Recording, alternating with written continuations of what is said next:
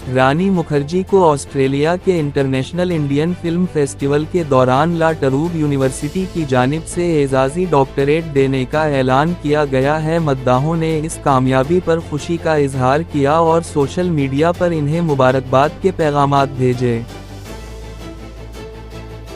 अजय देवगन की फिल्म धमाल 4 box office पर मुसलसल अच्छी कारकर्दगी दिखा रही है। रिलीज के 5वें दिन भी फिल्म ने मजबूत कमाई बरकरार रखी, जिसके बाद फिल्म की कामयाबी को लेकर फिल्मी हलकों में मुस्बत रद्दअमल सामने आ रहा है।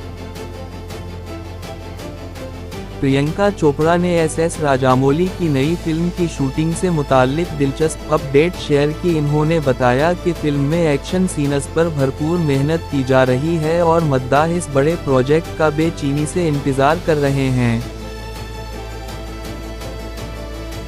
निक जोनस ने एक इंटरव्यू में कहा कि वो अब बॉलीवुड की खबरों और गपशप में खासी दिलचस्पी रखते हैं। प्रियंका चोपड़ा ने भी हंसते हुए बताया कि निक को कई फिल्मी खबरों का पहले ही इल्म हो जाता है।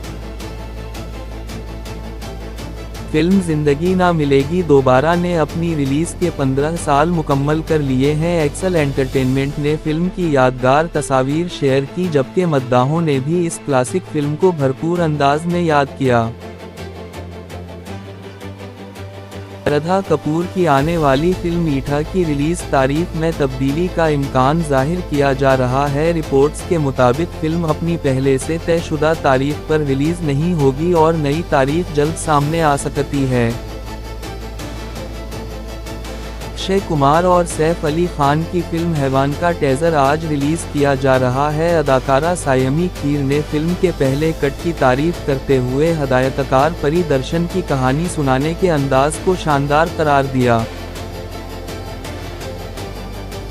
सारा अली खान को मारूफ ज्वेलरी ब्रांड का नया ब्रांड एम्बेसडर मुकर्रर कर दिया गया है। कंपनी ने उनके साथ नई तशहीरी मुहिम का आगाज किया है, जिसे मद्दाहों की जानिब से मुस्बत रद्दअमल मिल रहा है। हॉलीवुड अदाकार टॉम हॉलैंड और मैट डेमन ने कहा है कि अगर इन्हें अच्छा स्क्रिप्ट मिला तो वो बॉलीवुड फिल्म में ज़रूर काम करना चाहेंगे। उनके इस बयान ने भारतीय फिल्मी शायकीन में जोश पैदा कर दिया।